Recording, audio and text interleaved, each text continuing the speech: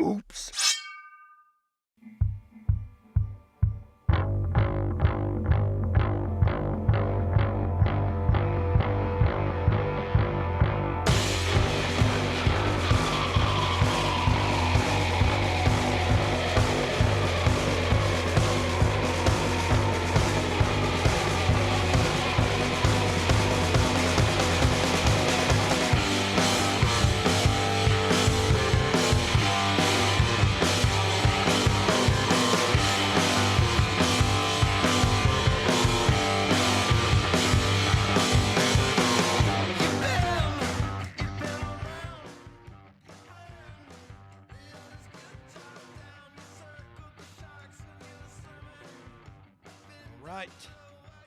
Welcome to the Lift Heavy Run Long podcast. You can find us at www.liftheavyrunlong.com, on Twitter and Instagram at liftrunlong. Also, feel free to email me directly at the address wilson@liftheavyrunlong.com. Please subscribe to our YouTube channel and leave us a 5-star review on iTunes. If you're not a member of our private Facebook group, you should be, because we want you to be there. Search for Lift Heavy Run Long Community and request to join right now. My name is Wilson Horrell. I am your host. I am joined by my incredibly talented, highly attractive, very fun to be around, extremely nurturing and loving mother to our children, and dynamite CrossFit L1 coach, Dr. Amanda Kimsey Horrell, also known as Jacked and Tan. Wow. That's a big intro. Hell yeah. I thought you were talking about Vaughn at first. I thought you was going to say something about the cameraman. He said doctor. Did I tell you about when we were running at the 100 and for the first like 10, 20 miles or whatever, I was running with Amanda and David Failing and Spencer, and they're all doctors. And we're and I'm running. I'm like, and at one point I was like, wow, I just realized I'm the dumbest person in this. Feel pretty inadequate. Yeah, they were like making all these conversations. I was like, hey, did somebody fart? You know, like, what? Does anybody, I didn't even know what to say. It's just. I don't know what to say most of the time. I'm around her. She'll be answering the phone, and she's talking about, dropping 8 cc's of double lignopropicontin and then to stop the arrhythmic urethria. I'm like, whatever, man. I'm going to go get something to eat. We went to the Crystal Ball this week. We did. Speaking of dynamite, you were looking hot up in there. Thank you. People were walking around like trying to give her money as if I was like the philanthropy. That was a charity event. Like I was the charity that she brought with her. And they're trying to donate money to her to pay for me. We had a good time with the Royal Hollis family. Yes, that was fun. Them. Yep. Thank you, Scott, for inviting us. Scott and Natasha. And next to my lovely wife, we have another lovely guest, Mr. Shereen Bienz. Mm-hmm. How are you, John? I'm good. How are you? I'm good. Thanks for coming out. Yeah, it's good to be here. And next to him, we have somebody who's even more lovely than he is, Shereen Bienz. How are you, Shereen? I'm great. It's been a long time. I know. How long has it been since you were coaching at Olive Branch CrossFit? I think maybe just over a year. I think it was 2 summers ago that I was coming out there. Yeah. So that's fun. You guys have a good crew. I think so, Great too. community. I think so, too. We're tickled to have y'all. That was Yeah. really good of y'all to take your time to come out and sit with us and talk about whatever we're going to talk about. Yeah. I'm stoked about it because, like, it's funny because when we first started doing this, it's like, they'll never come out and do this. Like, I can't get Alex and Shereen and Kurt to come out here. And I'm not special. What are you this. talking about? I'm not the famous one. Well, to me, you are. Everybody that comes on here says that they have nothing to offer. Everybody that comes on here is like, I don't know what I don't know what you want to talk to me about, or I'm not as good as this person is over here. And it's just really awesome to sit down and talk with people who do neat stuff. Mm-hmm. And y'all are people who do neat things. Well, thanks. Yeah. It's funny when Vaughn asked me to come on, I was like, I don't think I have much to talk about, but I know John does. And so I was like, can I bring John and he'll do all the talking for us? Oh, yeah. Yeah. Because John's one you want to talk to. He's got some cool stuff going on, and it's very interesting. We've been working on it together for a couple of years now, and I think you're pretty much launching your business. Well, the business has started, if that's what we're talking about. Yeah, my business has started. It's grown a lot from the original idea. And I think I had talked to Vaughn, maybe it had to be like 2 or 3 years ago when I first had the idea about doing, more back then it was like lean and just purely operations and helping people with gyms and things like that. And it sort of morphed into more of an end-to-end idea. But yeah, that's intentional gym, I think, is the name of it, but that is the idea. It's intentionally doing everything you do at your gym.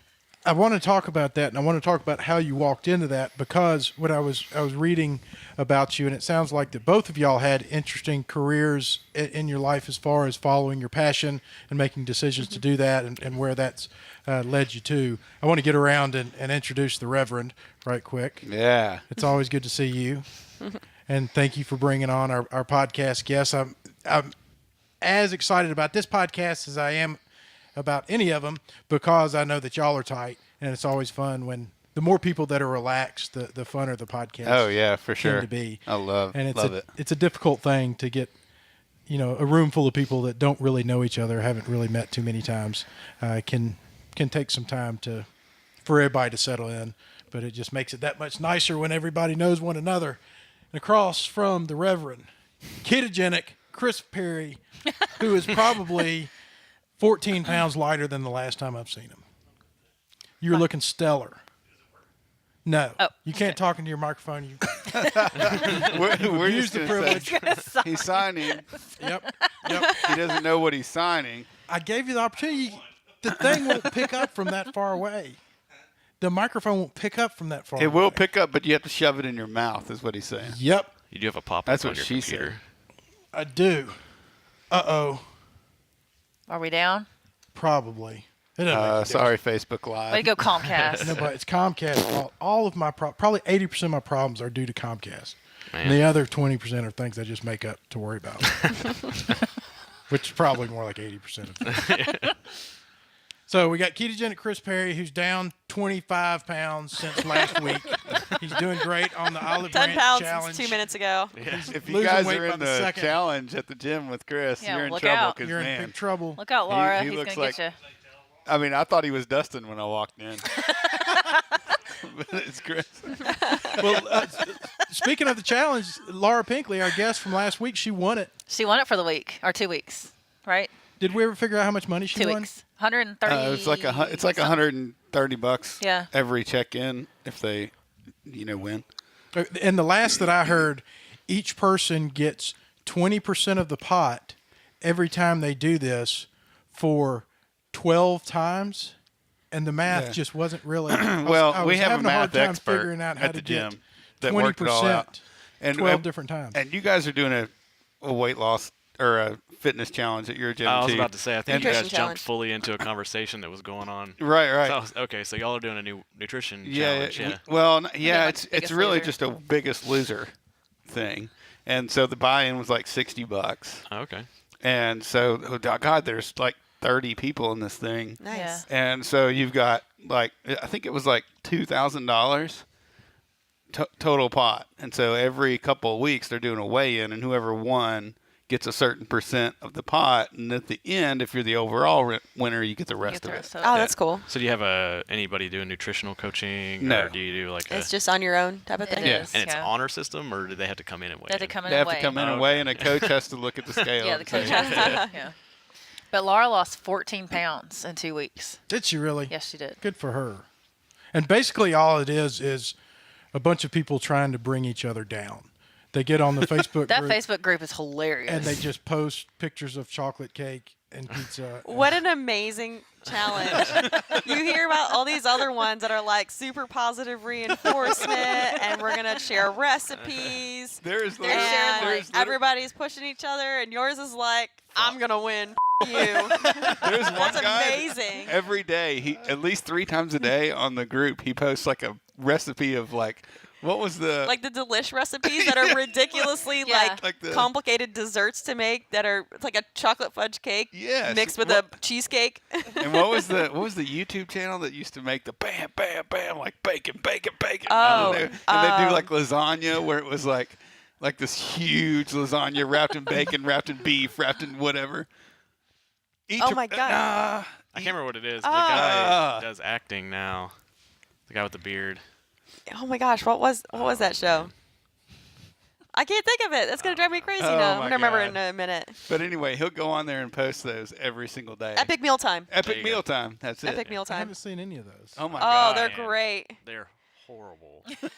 Every meal that they make has like at least Hundreds of 64,000 calories or something ridiculous like that. They'll go to McDonald's and they'll buy all their chicken nuggets. Yeah. They're like, we need 150 things of chicken nuggets of like your 12 counts. Yeah. And they're like, that's all of them. And then they'll make big giant beef patties in a pie thing and put the nuggets in between them and then put another one on top and then layer it with bacon and then they'll eat it. And then pour gravy all over it and deep fry it. Yeah, it's pretty amazing. Yes. And then they'll chug Jack Daniels through half the thing too. So That's even better. gotta get through it somehow. That's an amazing weight loss challenge. It's very unique to hear like you guys do something like that where it's really like a push. I think And that kind of- everybody at our gym is. It sounds really it sounds like fun and casual. It is. Everybody at our gym is very different on some spectrum. And so it's funny. It's fun to have all these people come together and just, they're all so passionate about everything that they do, even if that passion happens to be passionately ribbing on somebody else or passionately giving somebody grief. It's also intense and also hardcore, but it's also loving at the same time. That it's really a fun and interesting group of people. Yeah. And people are drawn to it. I mean, like we're sitting around 100 members, which has never happened before. That's awesome. And it's amazing to like to see this whole thing going on. That's I know I got a couple of my coworkers that have joined. They did, yeah. Stephanie and Jackie. Yeah. Oh, So- really? Okay. They both work with you? Jackie works with me. I've known her for quite some time, and Stephanie works in the fitness center. Nice. Yeah, we did so this might turn around back to what John's doing, but we did like a free bring a friend month for December, and Jackie and Stephanie came on a Saturday, and Dustin was there, one of our coaches, and he said, and he used to work at Smith and Nephew. Yes, he did. He was a sales. Yeah. And so he knew was Jackie talking to through him, that, yeah. and he goes, "Hey, December's free. You can be my friend." And so they came, and both have just signed up to join the gym. Yeah, I knew. Kinda I knew Stephanie was considering joining for some time now, and I told her to go to Olive Branch because I knew you guys and I knew you had a good facility, and it's easy. You're easy to recommend to somebody. But I had no idea that Jackie was interested in it, so that's really cool. Yeah. I mean, she's way into it. I mean, She's She is. there every day. every Yeah, day. That's great. Excuse me. She's there every day that I'm there, which is not even close to every day. 100% of the time. She's there 100% of the time that I'm there. So 6 she's a.m. She's either 5 she's at a.m. or least 6 there a.m. 12% of the time is what I'm trying to say. Yeah, she's there at 5 or 6 when I'm coaching. All the time. Yeah. Yeah. Well, I've been there pretty consistently when you've been coaching. The best thing for my fitness is for you to be coaching because then I show up because I'm a good husband and I make sure the class, behaves. So tell me about what you have going on. So, trying to think of where to start. Either way, You said you work for the world's largest one of them. Yeah, I work for consumer one- marketing company. Oh no, I work for one of the largest international companies. So I work for International Paper, which is I think 152nd on the Fortune 500. You could say Makes third. everything paper. Yeah. Everything. So yeah, like 60% chance or something like that given whatever type of paper you're touching, it's probably International Paper. And I'm a project analyst for them, Okay. which is a fancy way of saying I analyze project managers' projects and then work on projects with them. Wow. He loves projects. Are you a fan of The Office or Dunder Mifflin by chance? Oh yeah. It's Awesome. really funny. So for them it's a lot of Lean Six Sigma. So doing that work. I don't have any idea. Yeah, you what need to just explain said. Lean Six Sigma. Yeah, so Lean Six Sigma, it's a waste methodology. So without going back to like Japan and its origins in the 80s and all that kind of stuff, it's a methodology where you there's Lean and there's Six Sigma. Six Sigma is statistical analysis, and Lean is waste removal or opportunity identification for waste removal. and you can get belted in those. So you take a course, or you put so many hours in, and you get certified as a white belt, green belt, yellow belt, black belt, master black belt, So it's heavily used in manufacturing facilities. Right. You'd have somebody come in and basically look at how a process works and try to make it better, like remove waste either through cleaning stuff up or making it better, like flow better through the system. Think about like car manufacturers, especially. This is kind of where this originated. So heavily used in manufacturing and production, and in those kinds of industries. Not as heavily used in service style industries, because you don't have a physical product to be able to say we are getting this to the best of its, it's manufactured the same way every single time, consistently. Like that's what you're essentially trying to do with Lean Six Sigma, is get this product manufactured the same way every single time. You know, that sounds similar to what Dan Kolotsky does. Yeah, but it's what I was going to say is definitely not used in a CrossFit gym.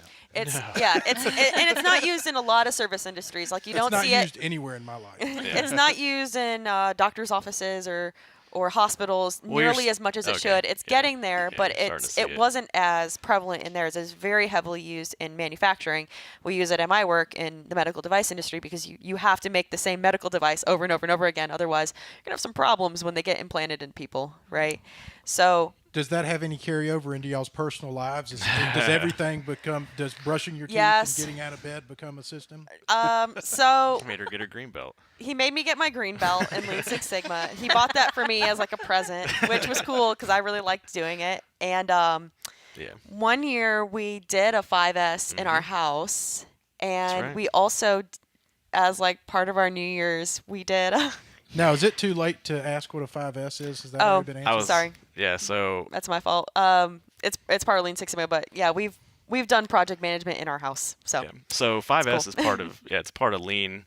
It basically says that you will without going into the S's. It says that you'll look at everything, you'll take all the waste out, you'll sort through everything, you'll standardize everything, you'll clean everything, shine, and then you'll sustain that. It's the last S. You'll sustain that state of things as they've been sorted, waste is removed from them, cleaned, and then put in order. You'll have now a place for everything in its place, and a way to maintain that. And that's just a series of 5 steps to get there. We did it at the gym at Faction before they moved, and we ended up filling up the middle of the gym with just stuff. Like so much stuff. Stuff that nobody uses. Broken equipment, things that people don't use, things that had no business being in a gym, like kiddie pools and stuff like that. I mean, just enormous amount of stuff. Nerf darts. We had Nerf guns with no darts. We had lots of Nerf guns. Yeah, lots of broken equipment that hadn't been used in years. Now, is this something that they tout for personal well-being as well as business, as far as stress and anxiety? So the funny thing is, I will now read a lot of those get control of your life, how to improve your day, and you can see that somebody read a Lean book, or somebody got their yellow belt or their white belt or something like that, because they don't even bother to change the phrasing. They just take it. I mean, there's no original copy, so they just insert something from one of the original books, or they take like lean management from a guy named I can't remember his name, Mark something, but he's the best one that I know for. He leaves out Six Sigma a lot because the statistical analysis seems to be the stop for everybody. Like scares people. Yeah, I gotta do math. Scary math. Yeah, it sounds scary. But he's really good at bringing like your own belongings. I mean, you bring in statistical analysis into your own like stuff. For finance, kind of, yeah. Yeah, I mean, we are not bringing the statistical analysis into it, but we do take the principles of 5S. Like, I mean, I did it with our pantry. I'm very proud of how my pantry looks. Yeah. And is that the kind of person you are, or is that the kind of person you've become? Oh, that's the person I am. This just gives her the tools to explain it to everybody else. Yes, it does. It makes me look way less neurotic when you see my spice rack. Yeah. I like this because I've done this kind of, but I did it through the minimalist podcast and stuff. I watched a documentary on them and stuff. And it's like the same thing. You just get rid of all the you don't use and you're not using, and clean everything up. So my kitchen's like that, and I'm working on the rest of the house. Yeah, it's really applicable in everything. We just happen to find that you could do it in gyms largely because people will. It's either they don't know where to start, they have too many things started, they don't think they have the resources to start, and they've created habits of trying to buy their way to success or trying to buy their way out of problems. So I bought a project management software to try and organize, but then they had to manage the project management software. And so you find all these things that people have built up, and just having these terms that you can use and then repeat over and over and over gives people something to go back to and say, oh, okay, yeah. So instead of looking at it in a big pile of junk in the corner, they know that quarterly they're supposed to do this 5S routine. And once you've done it once, you really just have to do, a couple of the steps. So it's if you can get people over that hump of wanting to come in with just a one-piece solution, you're good. It really has to be internalized to stay. What degree are you? What belt? Black. Really? Yeah, I'm not a master black. Master black tends to be like teaching, like you only teach. Okay. Or largely you teach, and I got my black belt this last year. Whether I want to go master, I don't know. Maybe. You can tell the belts are the same as like similar to martial arts. That's where it kind of came from. So that's what I was assuming it was. And my next question, I'm glad that I asked you before. I was going to ask if like most black belts were insufferable people. I would think that probably if you're a black belt and something like that, there's a pretty good possibility that like my lifestyle would make you. Oh no, everything's an opportunity. Like, it's there are some people that kind of go overboard, but I think that's gonna be true with everybody. Like if you were a video game nerd, and you could be overboard with that. If you played chess, you could be overboard with that. It just depends on your personality and how you intend to utilize those tools. And for me, a lot of it is just giving me a better way to communicate the things that I naturally want to do. And that way I can walk through a process instead of saying, sit down, let's talk about this. I want to make this better. Now I can say, okay, here's what I want you to do. I want you to walk around your gym for 10 minutes and tell me how many things you can find that you haven't touched in 6 months. And if you can't find anything, we won't talk again. No way that's going to happen. There's something in that gym that nobody's touched in 6 months. I had a funny thought that I wanted to throw in there where while he's talking, he's like looking at these wires and that bag and that thing over there and all those T-shirts and things on the shelves. And he's like, oh, my God, what are these guys doing? I was trying to track the wires a minute ago, and I gave up. It's like take a match to the place. Well, probably once every year and a half or 2 years, I have Pedro, the guy that I work with, come in the shop and just take away everything that I don't use. Yeah. Because otherwise, if it's up to me, I need all of it. I'm going to need that tin can to put bolts in. I'm going to need that sometime, and it's just easier. And I'm the same way with Amanda. If she thinks I don't need it, then just throw it away, and I'll never ask for it again. But otherwise, I'll keep everything. Yeah. Receipts and stuff that accidentally make their way into my pocket, and they wind up shredded in the washing machine. Yeah. And then I'm not anywhere near any kind of belt. I don't know how to ask this question and make it make sense, but I think it's a good question. Were these things that you already were and kind of organized them to help you become a better person, or did you grow because of this? So it probably happened in several stages, if I can delineate that. I come from a not organized family. But once you see organization, which I did in the Navy, and then I got out of the Navy, and then I went to college and started to see it more, it just seemed like a series of things happened. And then I happened to have a class with a professor who touted this. Like he really pushed this. And I didn't really have any exposure to getting certified or anything like that. But that Dr. Ernie Nichols, who taught at University of Memphis, was the one that brought it up. And now Dr. Jones, who actually taught me in University of Memphis, I work with at International Paper. So we both work in deliberate improvement in International Paper. So I think I just repetitively got caught up in it. And my dad, I'll reframe that. one of my parents is incredibly not organized, and I think is the force that drives everything all crazy. And Your mom's not going to see this. It'll be okay. yeah, but my dad, it's like my parents' house would be chaotic, but my dad's van would be perfect. And then the house would be chaotic, and the van would be perfect. And when I got older, I would reflect on those things, because my dad always talked about quality and an assurance of value in what you're doing, and following your steps, and then stopping and thinking and rethinking before you do something, and then once you do something, thinking about it again. But I was not like that a lot. I was for sure a nerd, but not really of this organizational type or this improvement type. And then as soon as I got out of college, the first opportunity I got in corporate, jumped into it, and it's been ever since then. And it just so I'd say it was there, and this just brought it up. Like it's like you have that one underlying little thing in your personality, and then you just run with it. What role does this play in fitness, or what role does fitness play in this?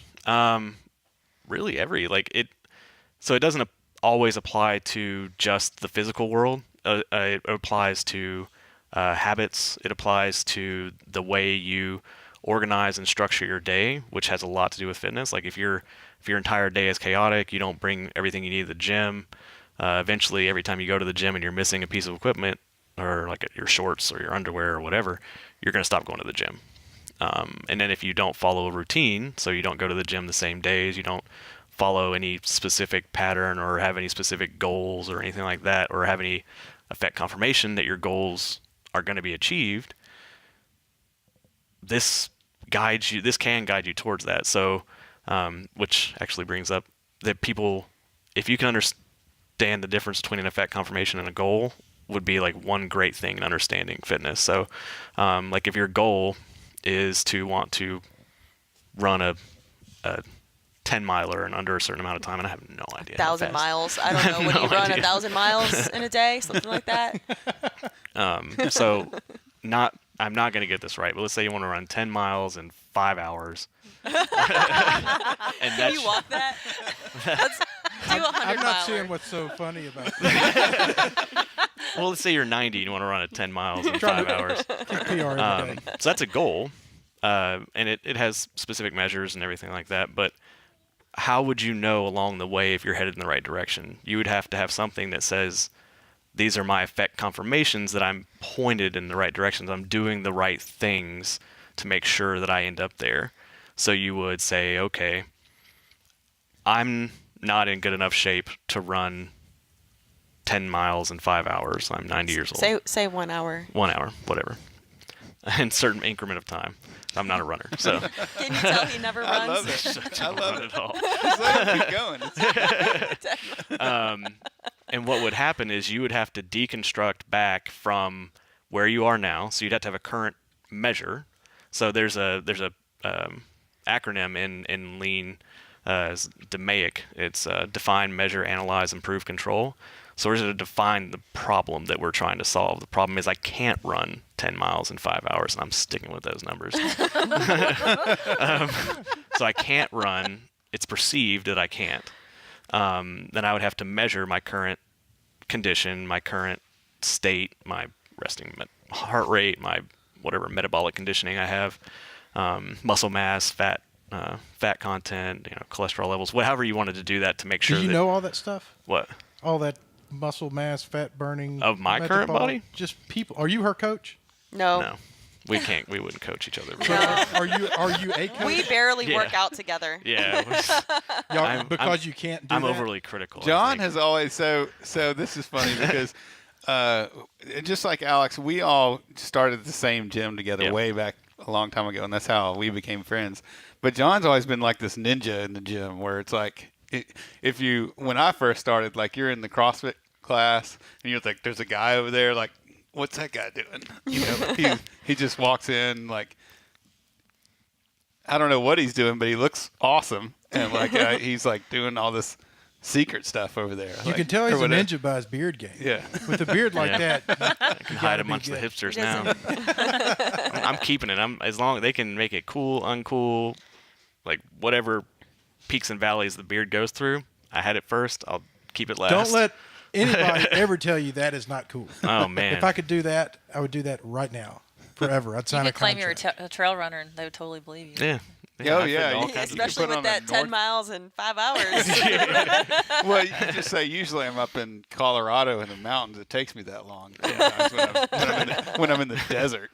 So as part of those calculations that you were talking about, would nutrition fall into that as well? Yeah. Like you're eating and Yeah. everything? Okay. So a lot of that, if you're talking about nutrition, so we just did our challenge, and I had our nutrition coach and our head coach, Kenzie and Kirk, come out to the gym or come out to the house, and I didn't think about it at the time, but a lot of the reason I did that is, one, it's practice, two, it's identify areas of risk for me. So if I am bringing them out, I can identify if they're going to have trouble with a certain subject, or they're going to have trouble with a certain type of communication, if they're going to have trouble with a certain length of time that they need to talk. He's talking about, so he kind of jumped into this, but he's talking about the nutrition seminar we did. Yeah. That led into the nutrition challenge. He presented with Kenzie and Kurt, who are two coaches that He did what with him? presented with them. Yeah. So he brought them out to the house to talk over the information. Sorry to back Oh back no, that up. yeah. That's what I do for him. Because he'll go off, like I told you, he goes off on a tangent. He's already had this whole conversation in his head, and you're just catching up to it. Yeah.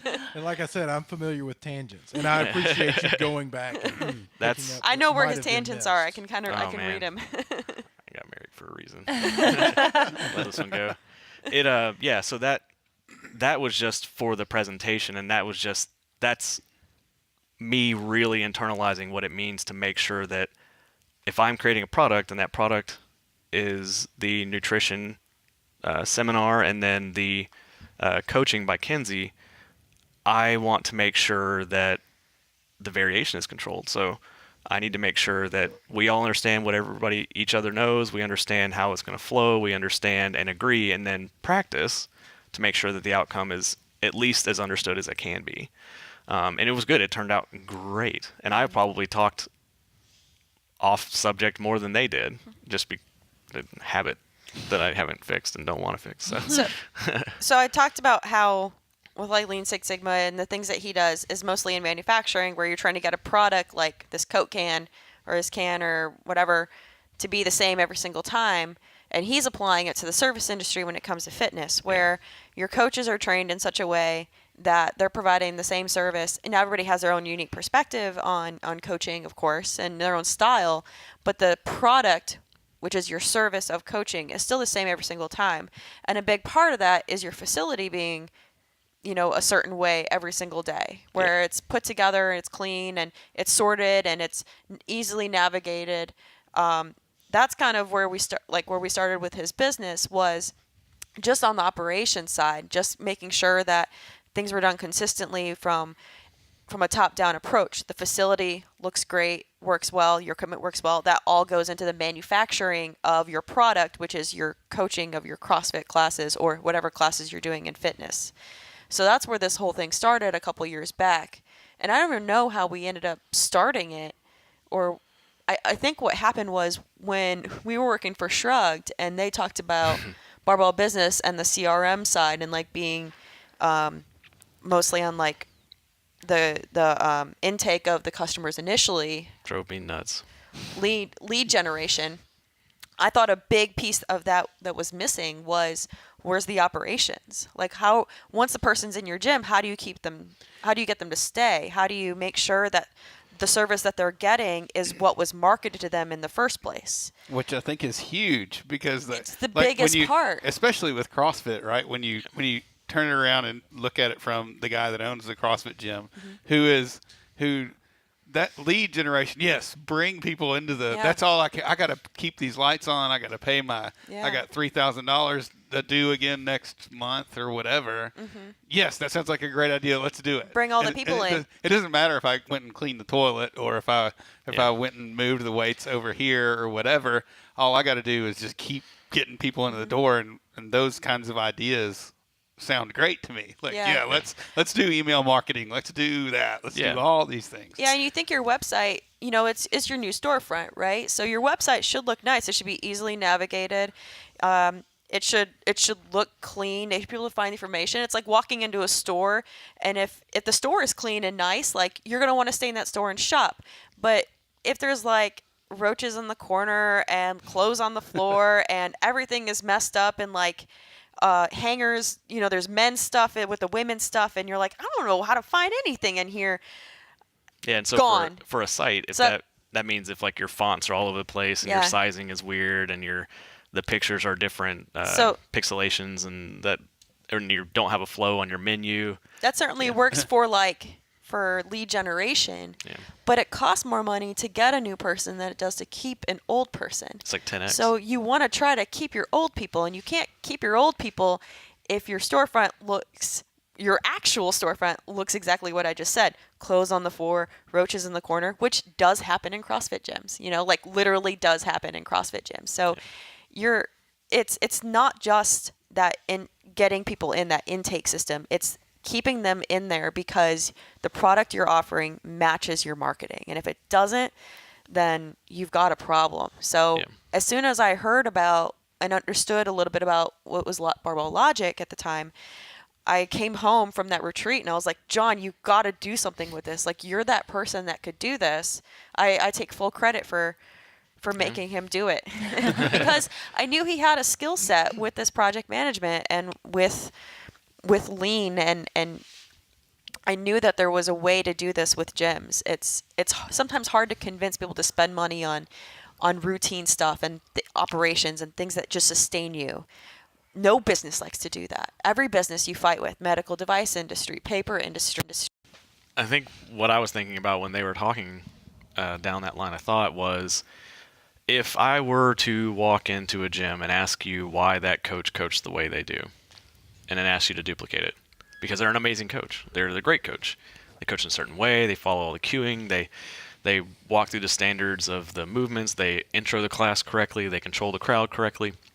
Is that all based on their original personality, or was that based on your training? If you don't have your training documented, you don't follow up with the coach, and you don't have some kind of coaching education progression and some kind of maintenance, who knows? Like your variation standard, your standard for variation on your coaching or bringing on coaches would be very wide. It would be huge.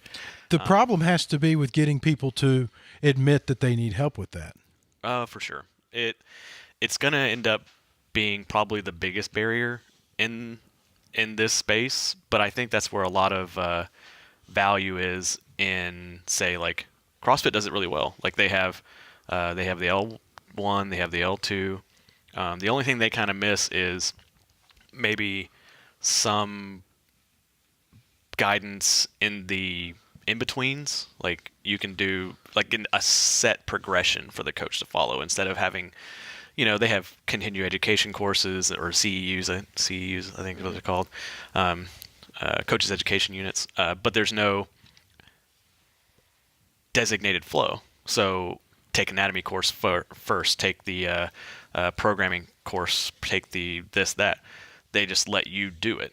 And that is a lot of what you see in huge industry, is that there's no guidance from entry-level position to VP, because everybody's taken a different road, and that's what they'll tell you. Everybody's had a different path. Everybody's had this experience and that experience, and you need to have some of these 7 pieces to maybe ever get to be a manager. Yeah. Sometimes it ends up just being time. Like they think time is the way that you get to that point, and that's not the case. Like you can be a coach for 7 years, but if you haven't progressed in your learning or your education or your management style or done anything else around the gym except coach, then you're never going to actually progress to that point of being something more than a coach. Don't get me wrong, coaching is great, and I don't fault anybody for wanting to just coach. That's great. If that's what you want to do, by all means. But if you think you should progress and learn or be contributing to the business, then you do have to do all these things to make yourself better. And that's usually where it comes in. If you can get somebody to talk about, like, who would they define their customer as? So if I walked in and I talked to an owner, like, who do they define their customer as? Probably going to say their member. But generally, if you understand that a customer just to be a recipient of your product, the customer in a coaching or in a gym standpoint would be your coaches. Your coaches are receiving all of those things into them and then displaying it to the world. So it depends on what stage of a process you in. Are you a supplier of an input to a process, or are you a customer of an output of a process? And it depends on where you stand in a gym, if you're a customer or a supplier, and coaches are customers of gym owners. So if the coach is the same person and the gym owner is the same person, then that they kind of wear all those hats, which I think every gym owner who coaches knows. So it's tougher in that sense, but they still have that obligation to themselves to say, what is my end goal? What is my perceived route to success? So if you go into a gym and you point that out, like, you know, your coaches all need to be uniform in their education and all that, do you have a program then that they follow, or do you just tell them to go to the CrossFit side and follow the training? So generally, it's not that they have to follow. You would just want to have benchmarks. So you can have 1,000 things that you want a coach to do between the start and the finish, but you would only check in with them at 6 or 7 or 8 points, saying that way you're controlling. They're not just going way up here and going off into only weightlifting. They're not going all the way off into gymnastics. You're going to try and control that wave. And to say that, and that it's funny, I was wondering if anybody's going to talk about the only being uniform, because that's what a lot of lean manufacturing and lean get trouble with, is everybody ends up seeing you as a headhunter, because you're cutting waste, which sometimes does mean cutting jobs, but a lot of times, Seen Office Space? When you Remember say the Bobs? headhunt, the bobs. Yeah, the Bob's in Right. Office Space. That's, I mean, when you what- say what they're doing headhunter, is- you mean like a hatchet man Yeah, headhunter is somebody that goes in. goes in looking Cuts for people. workforce. looks- The yeah. the hatchet man gets rid of them. Yeah. Yeah. So that's the Office Space is a parody of like what a lean professional would be looking for. Like a lean consultant would go in and try and lean out your processes. And yeah, sometimes There are redundancies in personnel. There are redundancies in personnel. Do you have the process for all these people? I mean, do you go in and are you tasked with going in and saying, I know what you should do for I'm your gym? tasked- well, so or my- are you saying you need to set up a way where you do these things every day? So I do it a little differently. I don't try and go in with my own defined set of processes. I try and figure out what that gym's environment is, because you guys have a different gym than we have. And if I was to try and go in and say every gym must be this shiny silver silo of gymnasts, well, some people don't like shiny silver, some people like shiny gold, some people like shiny bras, some people like brick. So there's running gyms, there's weightlifting gyms, there's all these other things. So I go in and I look at what is the culture of this gym. And a lot of times you can, get through the layers and do those. A great example would be, I went up to Chicago and worked with a guy, Angelo Cisco. This guy, I've never seen somebody care more about their gym. Like, this guy loves his gym. Loves his gym. Loves his coaches. He loves his members. So for him, the way he interacts with his people and his coaches and his business partners and things like that is very different than what I have built and put in place at CrossFit Memphis. With his, it is just a very less rigid version. For him, he wants people to have certain things that they do at certain times of the day, and then only wants to know when they don't do them, because he trusts his people to do them. And as long as they know when to do them and they're notified they should do them, he trusts them to do it. Other people want to be notified about everything that should be done and get a list of everything that's supposed to be done, so they can walk behind and check off and make sure it's done. So there's just a difference in the your checkpoints. So And the same thing goes for how he runs his classes. How he runs his classes is going to be different than how somebody else is going to run their classes. And that's unique to the owner and to the personality of the gym. That's what's so different about what he's trying to do with CrossFit gyms than what you would do in a manufacturing facility, where your idea is you're just trying to make the same product every single time. Right. With a CrossFit gym, the CrossFit or any kind of fitness class, I should say, that product isn't the same gym to gym to gym. That's the beauty of what Greg Glassman did. Was he said, affiliates, right? We're not a franchise. You're not running the same thing. It's not Iron Tribe. Iron Tribe, you have to run. I think you have to run the same programming at every single gym to run the same way. And if you don't, you're probably in trouble. I don't know that for sure. I'm just saying. But Greg Glassman set up CrossFit in such a way where everybody has their own unique identity, and I think that's wonderful and it's beautiful and it should be done that way. But I think what could be done is that at least your product is given consistently. Yeah. So whatever your identity is and whatever you offer, whether it's CrossFit or CrossFit and weightlifting or CrossFit and a competition team or CrossFit and old ladies classes, those products should be offered like the same way within your environment. Right. And that's why you can't have necessarily the same coach's progression for every single gym. Yeah. But you can have the tools to develop that that works for your gym or for your coaches. That's the other difference is you could have some gyms that have lots of part-time coaches. You know, you have 6 or 7 part-time coaches, and that works for you because it gives your members the opportunity to learn from a lot of different people. You have a lot of people who are interested in providing that education. Their coach's education isn't going to be the same as somebody who wants to make this their full-time job, right? Who wants to make this 8 hours a day, and I have all these other things I want to accomplish through it. So where you still would want your coaches to learn and progress and get different skills that they may not get just within the gym itself, it's still going to be different than an owner or somebody who wants to end up programming or somebody who wants to program and coach online or run something else inside the gym. And there's opportunity. How constrictive would that be to innovation or to growth when you're trying to formulate a system but you kind of get stuck into the confines of doing it this way? So the fun thing about it is it ends up mostly being about waste and checks. So you just want to know, am I looking at the right measures? And then am I measuring those things correctly? And am I measuring everything I should be? So it's like you were saying, do you provide this, say like a packet that says do these things? Well, no, but I do say what are the correct measures for a gym, and those are pretty easy to define, like, you know, profitability and take-home pay and things like that.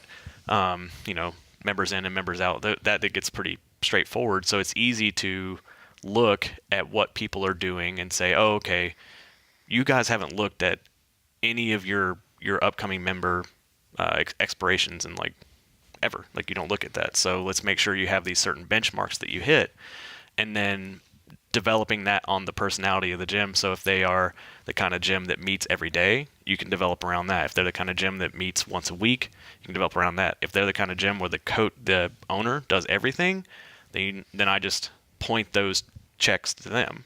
And then the only thing that coach has to do is make sure that whatever standard he thinks is acceptable for behavior when he's not around is adhered to at the gym, which is, you know, another definable thing. But outside of that, now that you've removed so much waste and question, people should have a lot more free time. And then you start getting into what I really want to drive towards is allowing people to be the best that they can, because I do think that this is a hugely important thing, fitness itself, and then specifically this type of fitness, like not worrying so much, although the aesthetic is an outcome of it, but worrying more about the community and the functional levels of fitness, and that's the real driver for me. But it ends up being, now I'm just thinking about that, and I lost my train of thought. So, well, I guess it's a universal problem that time is too scarce, and there's not a business that I'm not arrogant enough to believe that I can't run as long as I'm the ruler of it. Mm-hmm. And I can take Vaughn's gym and tell him what he needs to do every day, what he should be doing different, you know, where it needs to go in the future, and it needs to be all checked off in this pretty box. But like my favorite Mike Tyson quote is, we all have a plan till we get punched in the mouth. Yeah. Mm-hmm. You know, eventually the baby's going to poop the bath water and you got to go home and, things fall apart and it doesn't get cleaned. So- And, I guess how are you getting around all of that? Are you trying to get people to go back to square one and say, now let's get everything in this order and move from here? So I want to bring up an analogy that I really like for stuff like this. The thing is that a lot of gyms don't have an initial framework for this. They don't have anything in place that allows them to have these checks and balances. And the way I say is you don't have a sandbox right now. What John wants to do is build the sandbox. He wants to build the parameters so that you can play all you want in your sandbox, right? But if you don't have a sandbox, one of your coaches is actually just playing in the dirt over there. Yeah. And another coach is playing in the grass over there. That is a good analogy. And the owner is in the sandbox, but the sandbox is either too big or too small. Yeah. Yeah. So that's what's happening right now. So if we can build a sandbox and everybody plays in the sandbox together, once you've filled up that sandbox, now you can expand the sandbox more. Or you can shrink it to what you need. But if you don't have it in the first place, then that's what you've got. You've got some chaos. Well, is that common with CrossFit, do you think? Because it was so easy to get into the, like myself, for instance, like I've had this great experience. Yeah. Like, I just want to go open a People gym. don't open up and you gyms don't- because they're really good at business. They open up gyms because they love fitness. Right. Like that's why they open up a gym. That's it. I mean, which is great, and I think that is beautiful because a lot of it really gave people an opportunity to actually make money with their passion. Now, if you read my bio, I talked about how I need compartmentalization in my life.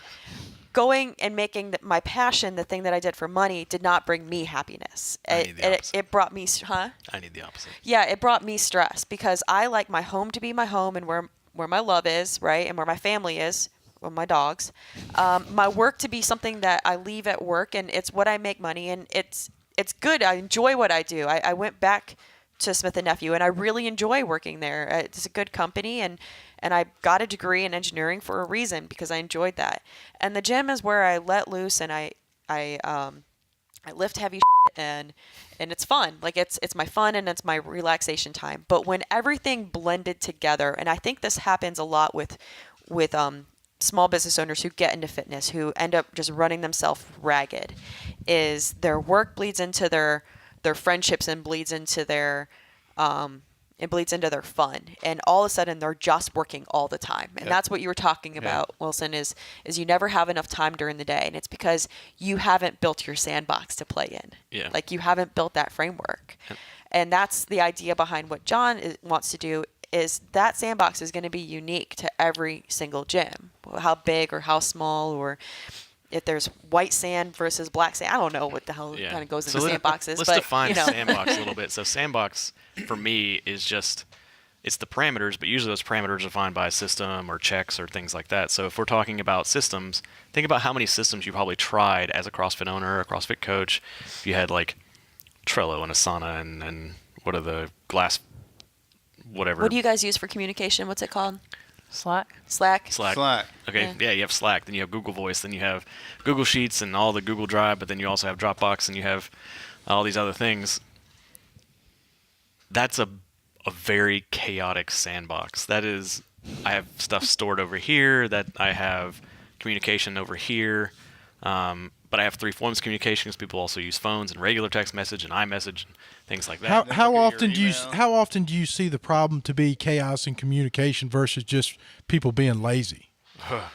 Well, most of the time it's chaos in communication. I feel like there's very few times that we've walked into a gym and the people there have been lazy. Like you may have like I've seen the majority of people to be lazy. I've seen more apathy, I think, would be Yeah. a better thing than Good laziness. enough. Like Whatever you want to and call part it, they of the don't get reason stuff done. for the apathy is they came in like super freaking excited to train people because they love CrossFit, and then they got bogged down in that day-to-day work that felt like they were just always spinning their wheels. Right. Like they were never getting anything done because they didn't. You see, you nod in your head like 1,000 times. Yeah. I'm thinking about my business that has sustained only because my business plan was, let's go out and make a bunch of money and do really good work, and our customers will love us, and we'll high five, and the beer's going to be cold at the end of the week, and everything's going to be great. And then I hate cleaning this truck. You know, I hate sweeping out the shop. I hate doing, and the only reason I'm here is because I got a guy that does that passionately, and he does it rigidly all the time. And without that, I don't have a prayer. And that's consciously knowing without that, I don't have a prayer, but I'm still not doing it.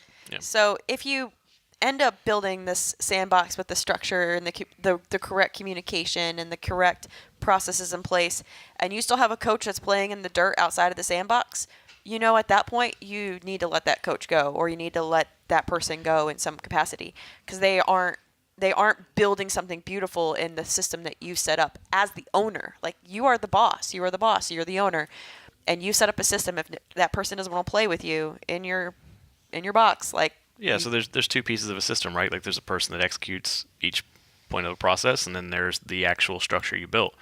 And if you build the structure, so that's the two real big pieces that we work on is the system in place? Does everybody know how to use it? And if both of those things are yes, and somebody's still not using it, then you sort of see it as an active sabotage. I was going to ask, do you help people come to that realization? Because there's a lot of situations where, but Mike's a good guy. You know, I don't want to. I know he's an idiot and he doesn't do anything, but you know, he's been around here for a long time and everybody likes him. So one of the gyms I worked with, I think after a pretty short period of time, they came to realize that if anybody named Mike thinks I'm referring to them, just ambiguously threw that out there. We have a coach named Mike, so it's yeah, we do. So, but at that gym, that coach, we went in and they knew they wanted that coach to do something. They knew that he wanted to be a really high level athlete. Like, he wanted to go to the games. But what they found is that was going to go to the games. No, he was not going to go to the games.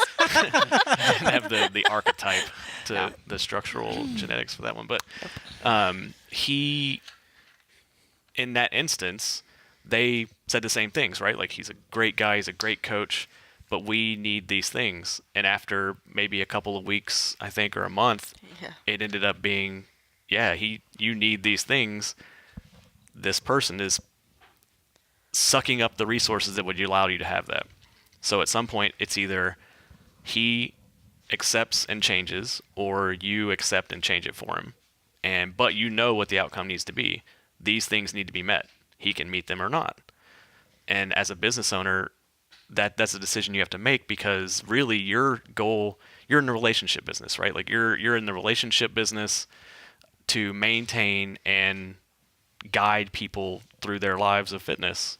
And that's not just having the best coaching ever. If you have the best coaching ever, but you can't communicate it to your members, then your best coaching is degraded down to 60% of what it was, because you don't know how to talk to people. You don't know how to engage with them. You don't know how to teach your interns how to coach so you can have an assistant coach. Like, it just degrades over time. And I think that is a big battle that people have to have. But it's like, why do some of the best athletes need nutrition coaches?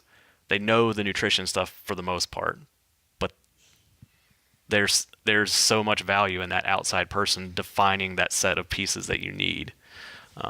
So I don't think there'll ever be any pure system for that, and I think that's where the lean methods will always be employed, because it's the difference between deliberate improvement. There's two types. There's deliberate improvement and continuous improvement. Deliberate improvement is you take on a project. The project has a specific end and a specific goal, and it's done. You've sustained, you're out. Continuous improvement would be continuous refinement, continuous whittling away, trying to reveal that perfect marble structure, that perfect marble sculpture. But it's a mix in the CrossFit world. Some things will be continuous improvement, like coaching and education and things like that. But the points you should check to make sure, that's a deliberate improvement project you do once, and say, you should check these 8 or 9 metrics every day. You should do these 4 or 5 physical things during the day. And as long as you're doing those, you will catch some, like you were talking about everything bad earlier. You'll catch it right when it's prairie dogging. Not when it's a full loaf on the floor, but you'll catch the prairie dog. You'll catch it early enough, and that's the idea. Like, you'll have measures in place that say, whoa, this thing's out of control. So you'll say, let's take an example. You know that you lose on average 3 members a month. All right, and as long as you have 3 or 4 members come in, you're good. And so you would have red, yellow, and green measures that say, okay, if our net is 0 or 1, we're yellow, depending on what kind of growth potential you have.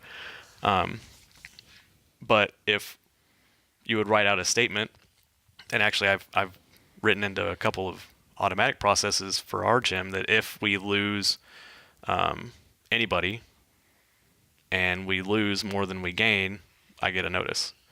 If that happens 2 months in a row, we start looking into why. One of the first things we start looking into is how often people are checking in. So how many check-ins are we getting every day?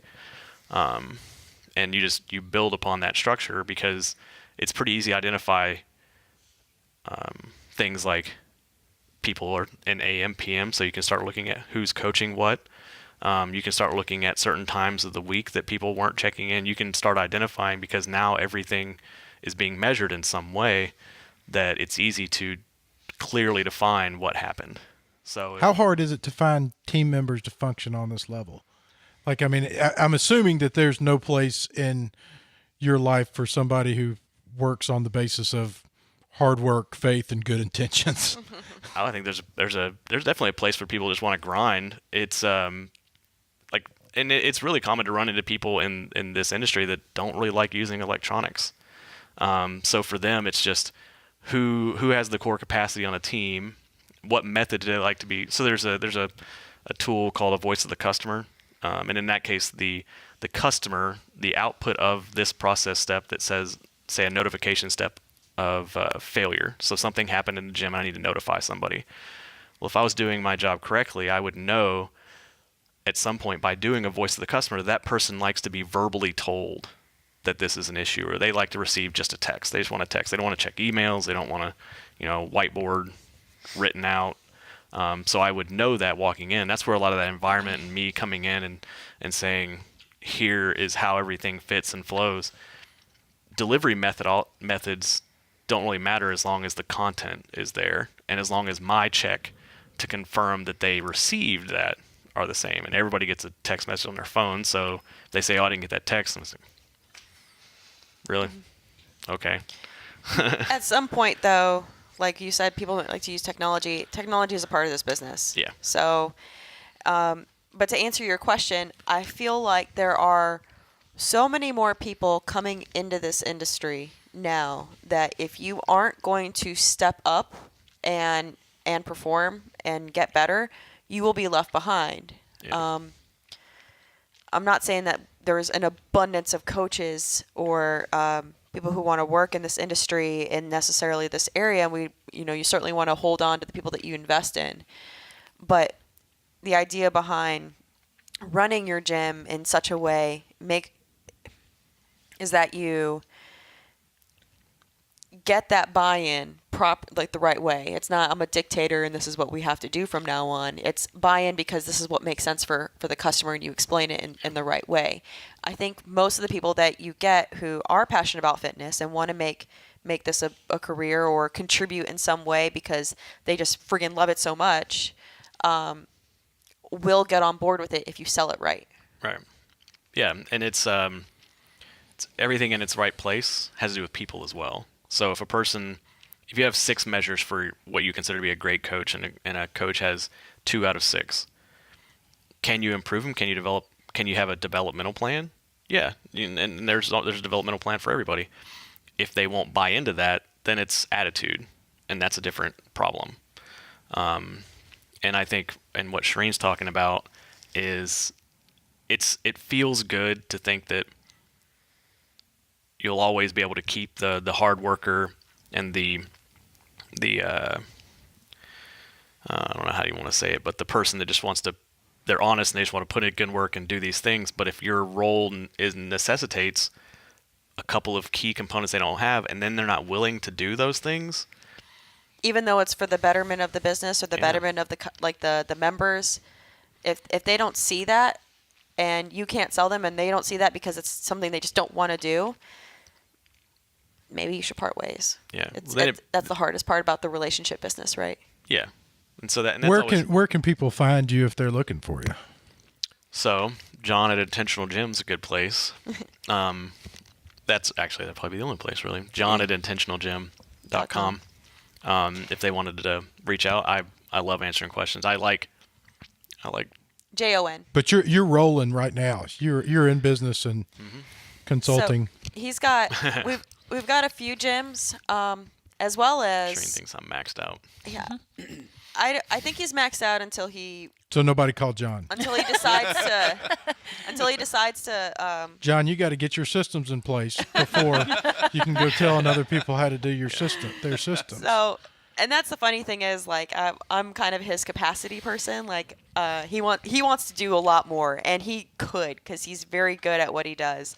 But for my sanity and wanting to spend time with my husband, I'm not allowing him to until at some point that he's able to. I hope nobody from International Paper is listening to this, but until he leaves International Paper, which is we're strongly considering in the next few months. Next couple of days. Yeah, something like that. He when I left my job originally to work for Shrugged, we took a risk. I took like a 50% pay cut to do so, and I was very happy that my friends gave me a chance to work in the industry, and I'm glad I got that opportunity. And he worked his butt off for 2 years, International Paper, and got promoted a lot. So they love him there. Now that I'm back at Smith & Nephew, I want him to take this plunge and do this full time because that's really cool. He's really good at it. He knows what he's doing, and I think he would disrupt the industry in a way that hasn't been done before. I think people are kind of trying to do it, but the only thing that they're doing so far is lead generation, and I don't even think that's very good right now. I think they're really good at lead capture in a lot of sense. So what you'll see in the industry right now is a lot of you'll see CRMs, which is the customer resource management pieces, which is generally just email automation, but it's a bit of it's too much turnkey. So the same email should not go to a Wisconsin gym that comes to a gym in Florida and places like that.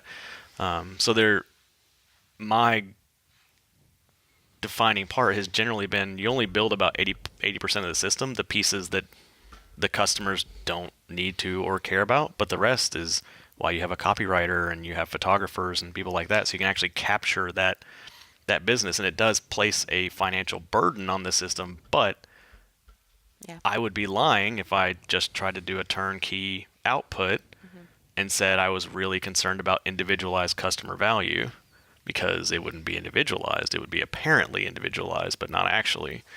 And then all the background operational stuff is what you guys are talking about. So if you talk about the base of the pyramid for sports nutrition and all that, the base is nutrition, and it would be like chugging on 48 cheeseburgers a day and then trying to do all your Olis. Well, Olympic lifters might. I don't know. I don't think they do. Powerlifters do. Yeah, powerlifters. So, and that's kind of what led me to the end-to-end thing. That's why I started doing the website stuff, which I had a bunch of questions for Vaughn back about the CSS. Thank you, Vaughn. Yeah. Because I didn't know anything about the coloring and all the the visual aspects of it, but I've learned a lot of that now. And that really helped, because now it is end-to-end. I don't have to build on somebody's Weebly site. So that's what ended up happening.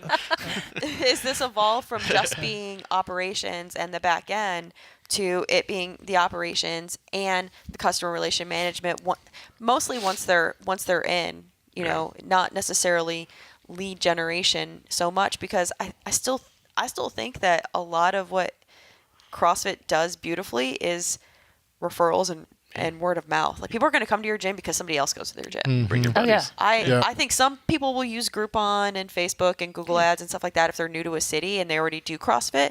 But to get brand new CrossFit people in, the reason they're going to do it is because their friend at work does it.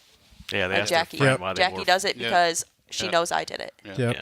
We had a respiratory therapist come in the pharmacy the other day and ask to sell his daughter's selling Girl Scout cookies, and I still had my gym clothes on from coaching, and I hadn't changed to my scrubs yet. I was like, "Oh, I'm not in my uniform. Don't tell anybody." And he was like, "Oh, where do you work out at?" And I was, Olive Branch CrossFit.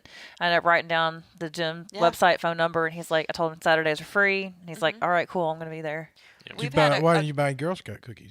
I didn't buy any Girl Scout cookies. I'm asking Why why didn't didn't you you buy buy Girl Girl Scout Scout cookies? Yeah. If it fits your macros. I think that's the Macros. beauty of this business is it is so much relationship, and if you don't have good relationships, then people aren't going to come to your gym.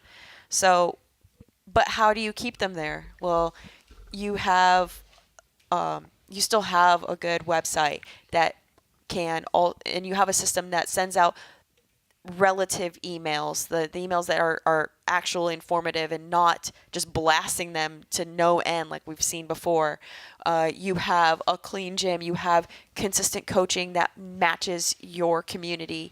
You have programs that are available to the people that are in your gym so they can get better. Like you have all these things in place that make sense for your gym. So it has to be personalized. I don't think there's any way to make this unless you're going to be Iron Tribe, honestly, or Orange Theory. Like, they're going to chug out the same stuff all the time, and that works for their business model. But they're not the same kind of relationship business that we are. Yeah. And that's why we love CrossFit. That's why I we love have, it. I have Hear you. Right? less We're That's why gonna you love it? we're gonna Right. wrap this up. We have gone Oh, over wait, the. hold on. I'm gonna let him wrap it up, but I have something very important that I wanted to ask, Okay. specifically you two. The Last Jedi, yes or no? Oh yeah. Yeah. Yes. Great. Yeah, for sure. Yeah. All right. Awesome. That's all I want. I don't wanna ask care what the Amanda? haters say. Oh, fantastic. Keep making movies, please. That's right. Hey, I If agree. if you're gonna bitch about the movies, they're gonna stop I making agree. them. They brought back Puppet Yoda.